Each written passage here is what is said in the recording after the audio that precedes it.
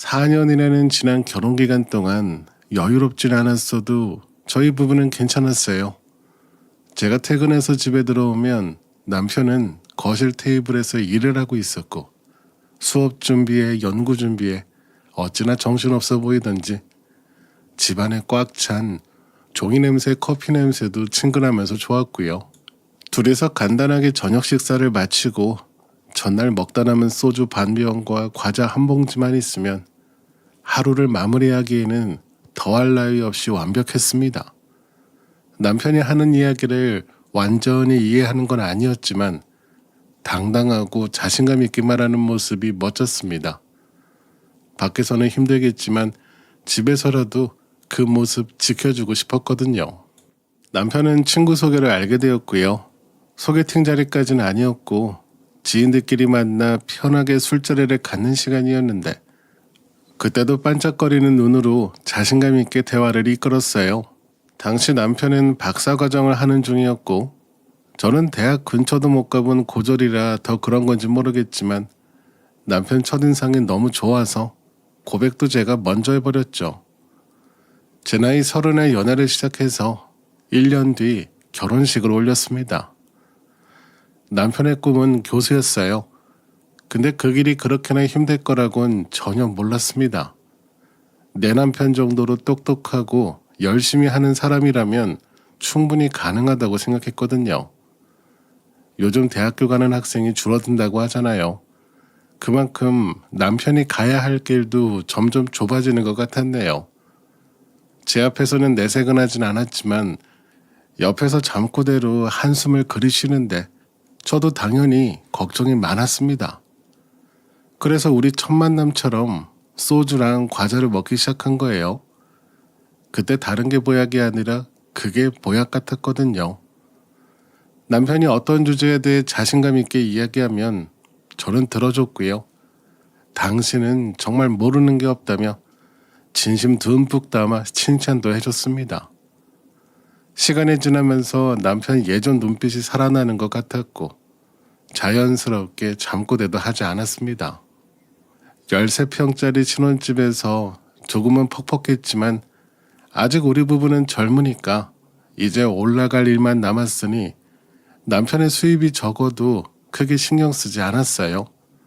어떨 때는 월 30만 원도 못 가져올 때도 있었지만 자신감을 잃지 않게만 해주고 싶었습니다. 크기는 작지만 제가 운영하는 카페도 하나 있으니 둘이 먹고 지내기에는 크게 무리 없었거든요. 정말 다른 것들 신경 다 끄고 우리 부부만 살면 잡음 없이 살았을 것 같았는데 뒤에서 자꾸 흔들었어요.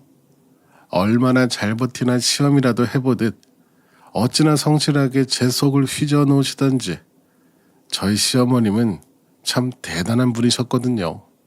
명절날 조금 일찍 돌아가겠다고 나오면 항상 난리를 치셨습니다. 제가 집에서 쉬려고 가겠다고 한 것도 아니고 가게에서 버는 돈으로 우리 부부가 살고 있는 걸 어머님도 뻔히 다 아시면서 저러시니 당연히 참기 힘들었죠. 그때마다 계속 저에게 세상의 돈이 전부가 아니라고 말씀하시는데 가게 운영하는 문제로 몇 번 갈등이 생기다가 1년 전 명절날 결국 터져버렸고요.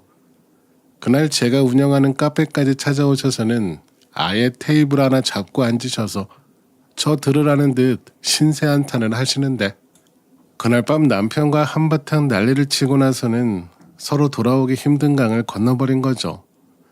남편은 중간 역할을 잘하려고 노력 좀 하다가 어느 순간부터는 다 내려놓고 나 몰라라 하길래 그럴 거면 나도 시댁에 그만 가겠다고 했습니다. 그러니 남편도 그러라고 서로 안 보는 게 나을 것 같다고 하더군요. 그 뒤로는 교류 없이 조용히 살고 있었습니다. 근데 작년 겨울이었어요. 시어머님이 저희 가게에 불쑥 찾아오셨습니다.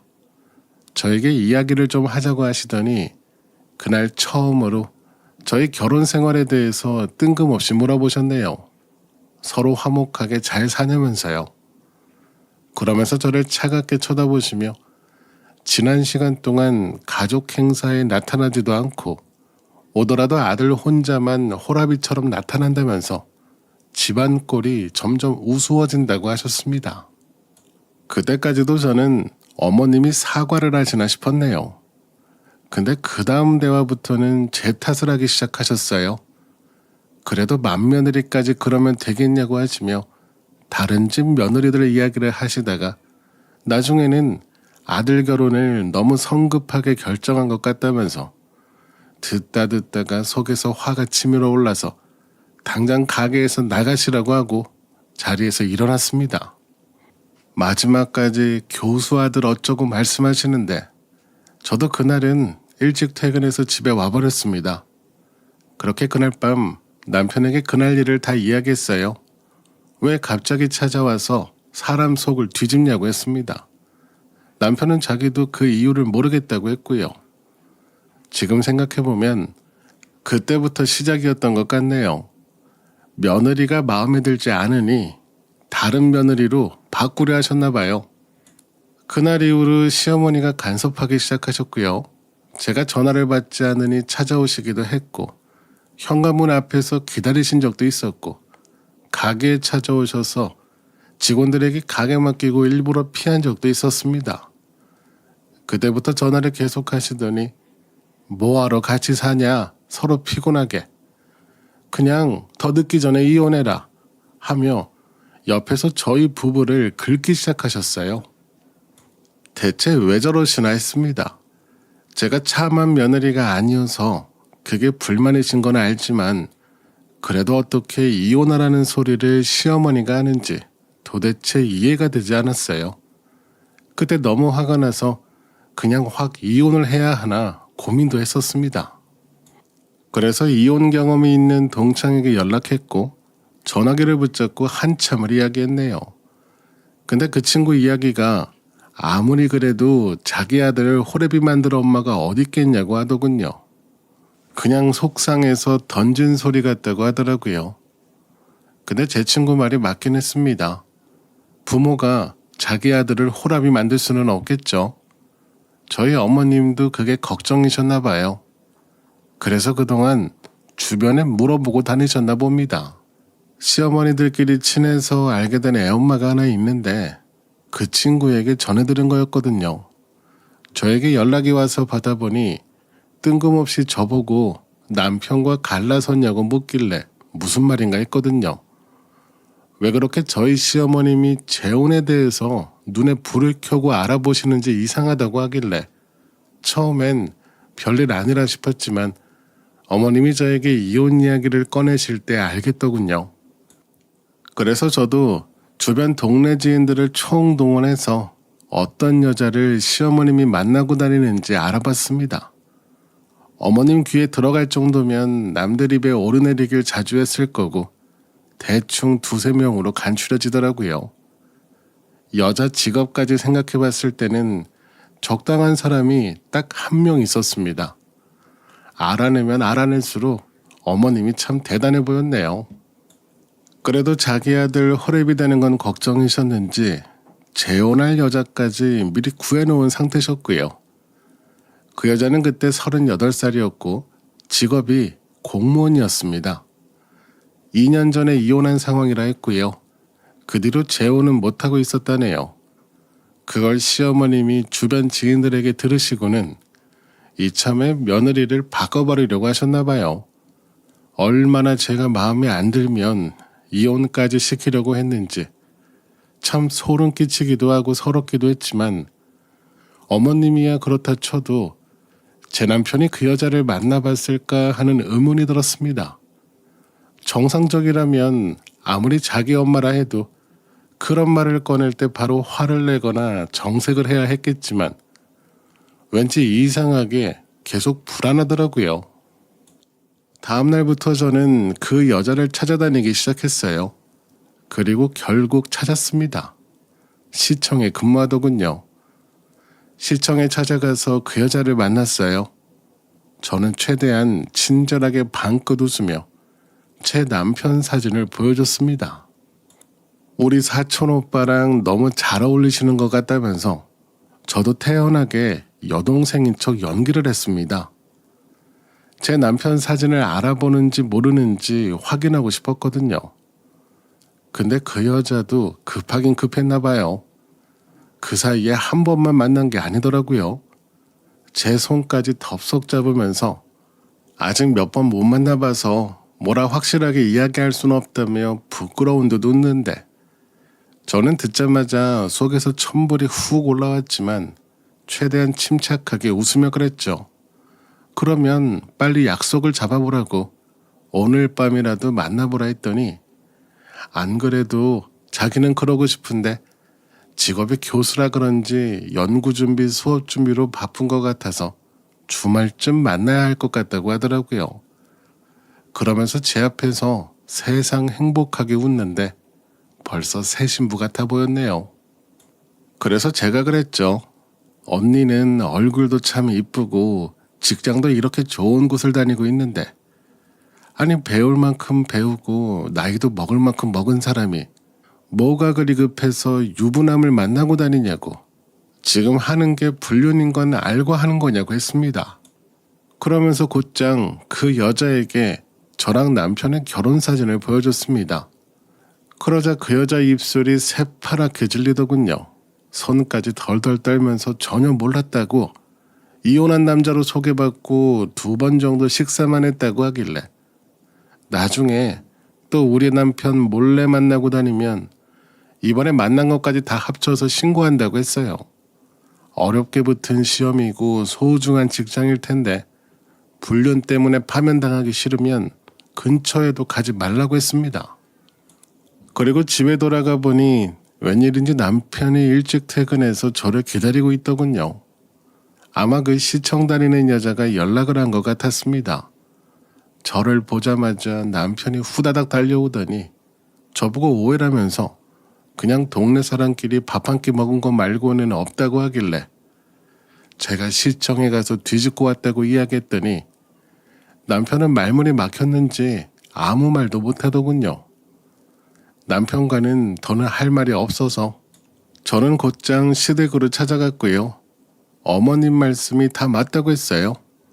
이건 사는 게 아니라고, 하루라도 빨리 정리해야겠다고 했죠.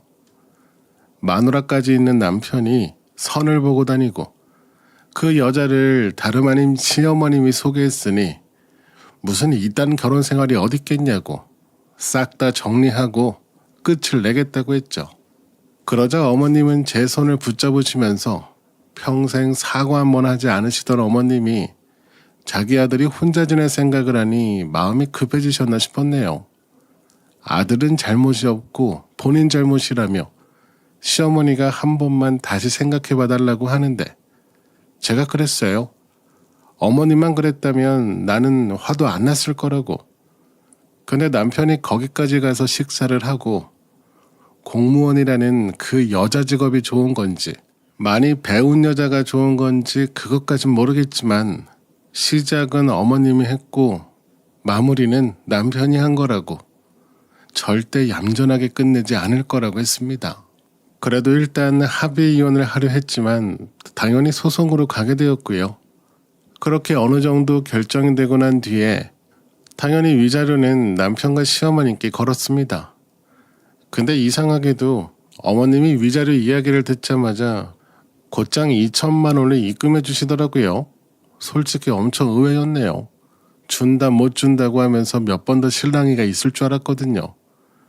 근데 나중에 보니 그럴 만한 이유가 있었네요. 재산 분할 이야기를 먼저 꺼내시면서 제가 운영하고 있는 가게 이야기를 하시는데, 그 가게가 얼마짜리고 나눠야 하지 않겠냐면서 절반은 아니더라도 어느 정도 나누는 게 맞다고 되도 않는 소리를 하기 시작하셨어요. 근데 제가 운영하는 카페는 제 가게가 아니라서요. 저희 친정아빠 명의의 가게였거든요. 당연히 재산 분할 대상도 아니었고 저도 월급 사장으로 있던 건데 어쩌나요? 저는 드릴 게 한 푼도 없었습니다. 돈 이야기가 정리되면서 남편이 다니는 대학에도 알려줬습니다. 매달 100얼마씩 나오는 거 거기에 내 몫이 있으니 가압류인가 하는 걸 해야 해서 자세한 설명까지 다 해줬거든요. 그때 주변 교수들에게도 소문이 다 났을 겁니다. 내가 그동안 남편 기 살려준다고 얼마나 노력하고 버텨왔는데 이제 어머님도 똑같이 겪어보셔야죠. 그래서 요즘 저희 부모님들도 자주 오시고 이혼 뒤에도 홀가분하면 홀가분했지 그립진 않았어요. 저 남편은 시댁에서 지낸다고 들었고요. 전 시모 이야기도 몇 번 듣긴 했는데 그 시청에서 일한다는 여자 공무원이 근무지로 옮겼더라고요. 그러면서 그 여자네 집 부모들이 전 시모에게 찾아가서 머리채를 잡고 길바닥에서 난리를 쳤다고 합니다. 결국 소송까지 들어간 상태고요. 그 집 부모 입장에서도 당연히 열받을 만한 일이긴 했으니까요. 예전엔 교수 아들 뒀다고 그렇게나 자랑하고 다니셨는데 아마 더 이상 그 동네에서 얼굴 못 들고 다닐 겁니다. 이사 가든지 하겠죠. 최대한 멀리 가버렸으면 좋겠네요. 저는 원래 하던 가게 일 하면서 다시 예전처럼 지내고 있어요. 집도 새로 구했고 얼마 전에 자동차도 하나 장만했습니다. 아이가 없어 그런지 양육비 때문에 전 남편과 얽힐 일이 없어 그 점은 참 홀가분하고 좋네요. 이제 제 인생 살아야죠. 아직 젊으니까요. 제가 앞으로 얼마만큼 살진 모르겠지만 제 남은 인생 어느 순간이든 전 남편이 들어올 수 있는 공간은 없을 것 같네요. 절대 받아주지 않으려고요. 제 이야기 들어주셔서 감사합니다.